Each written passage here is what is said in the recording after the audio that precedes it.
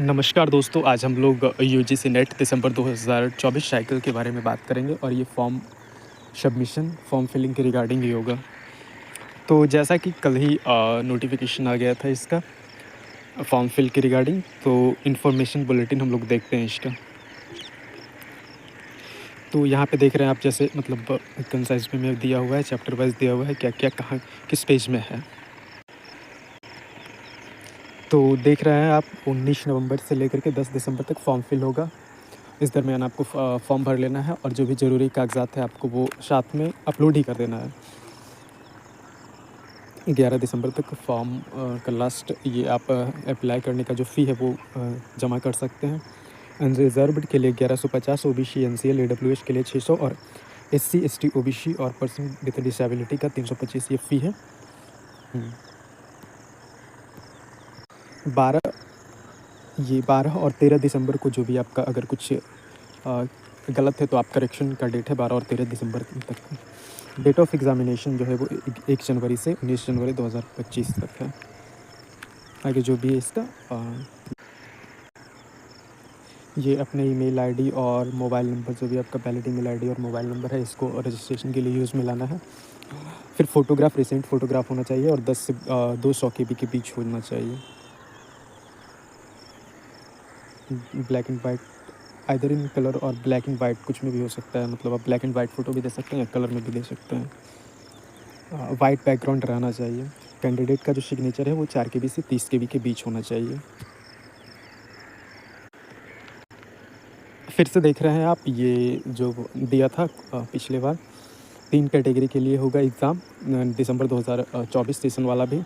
एक JRF, एक assistant professor के लिए और एक PhD एडमिशन के लिए। जो JRF क्वालिफाई करेंगे वो दोनों के लिए एलिजिबल होंगे, यानी असिस्टेंट प्रोफेसर के लिए भी और PhD एडमिशन के लिए। तो वहीं जो नेट क्वालिफाई होंगे वो असिस्टेंट प्रोफेसर और PhD के लिए एडमिशन के लिए अप्लाई करेंगे, एलिजिबल होंगे। और जो बस PhD ओनली के लिए होंगे वो बस PhD में एडमिशन के लिए स्कोर उनका वैलिड होगा। देखिए इसमें क्लैरिफिकेशन फिर से यहाँ पे दिया हुआ है। कैटेगरी 2 और 3 में जो भी स्टूडेंट क्वालिफाई करेंगे वो 70% वेटेज होगा उनका मार्क्स का और 30% उनका वेटेज होगा इंटरव्यू स्कोर के आधार पे उनका PhD में एडमिशन होगा। और जो JRF होंगे उनका 100% इंटरव्यू के आधार पे ही होगा। और सबसे मेन पॉइंट जो हम लोग देखते हैं, जैसे कि बहुत सारा स्कॉलरशिप भी गवर्नमेंट देती है या जो भी कंसर्न्ड अथॉरिटी है वो देती है। जैसे NFSC हो गया, national fellowship for schedule caste, NFST हो गया, NFOBC हो गया और NFPWD। NFST क्यों नहीं दिया इस बार, पता नहीं, NFST के बारे में कुछ नहीं दिया है, हो सकता है। तो ये सब स्पेशली NFSC और NFOBC ये और NFPWD ये सब आप ज़रूर से ज़रूर अप्लाई कीजिएगा, क्योंकि अगर आपका JRF कुछ मार्क्स या परसेंटाइल से छूट जाता है तो फिर आपको उतना ही स्कॉलरशिप इसके थ्रू भी आपको मिलेगी ही। कुछ मार्क्स मतलब 2 मार्क्स, 4 मार्क्स, और जो ऑलरेडी PhD में इनरोल हैं उसका ज़्यादा चांस होता है कि आपको ये NFSC NFOBC मिलने का, मतलब उन्हें ज़्यादा उम्मीद होता है कि उन्हें मिल जाएगा। अगर नेट क्वालिफाई कर जाएंगे तो ज़्यादातर चांसेस हैं कि उन्हें मिल ही जाए।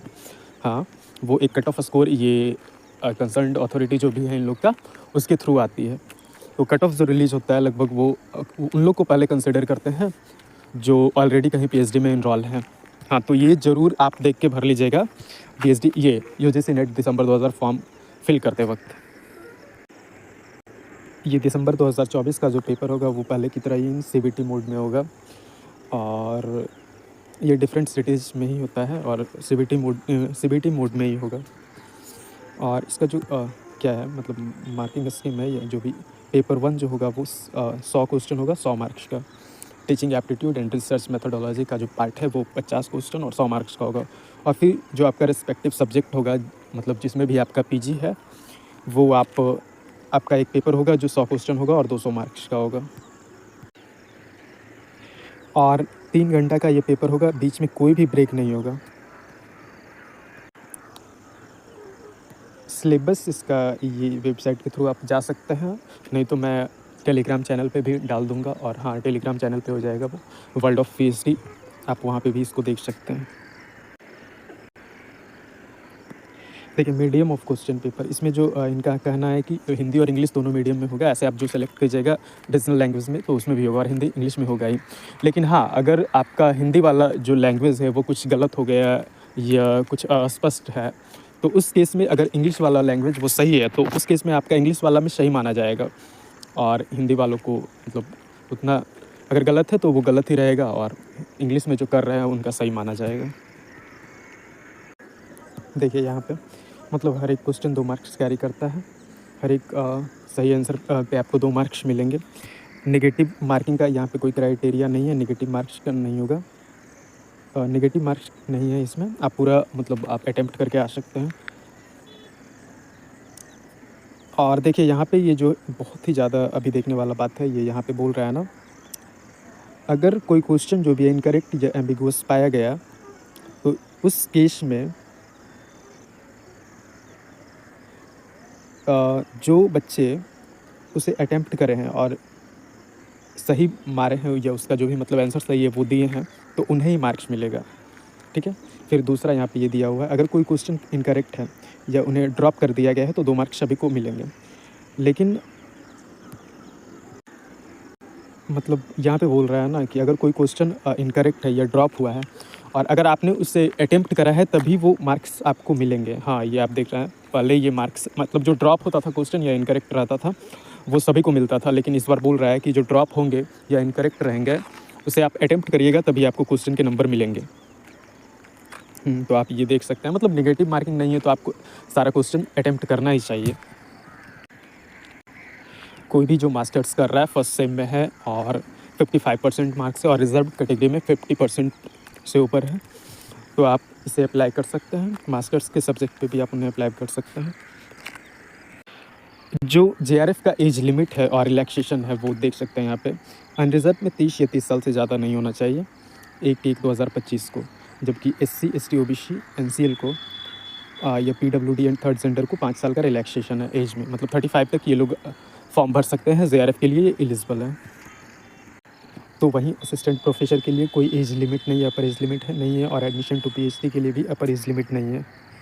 रिजर्वेशन रोस्टर वाइज फॉलो होगा जो गवर्नमेंट ऑफ इंडिया या सेंट्रल गवर्नमेंट में लागू होता है। 15% SC, 7.5% STs and 27% OBC NCL, 10% of EWS, 0.5% sit in the above mentioned categories, 4% with disability। ठीक है दोस्तों, फिर लगभग मैंने सारे इंपॉर्टेंट पॉइंट्स जो भी थे वो डिस्कस कर दिया है, आप यहाँ पे देख सकते हैं। और देखते हैं जैसा अगर होगा तो हम लोग पेपर 1 के लिए जितना जल्दी हो सके और मतलब जितना कंसाइज हो सके कुछ नोट्स बनाने का कोशिश करेंगे और जल्दी हम लोग शेयर भी करेंगे उस ग्रुप में, वर्ल्ड ऑफ PhD वाले ग्रुप में। तो टेलीग्राम ग्रुप आप ज़रूर ज्वाइन कीजिए। ठीक है, फिर धन्यवाद।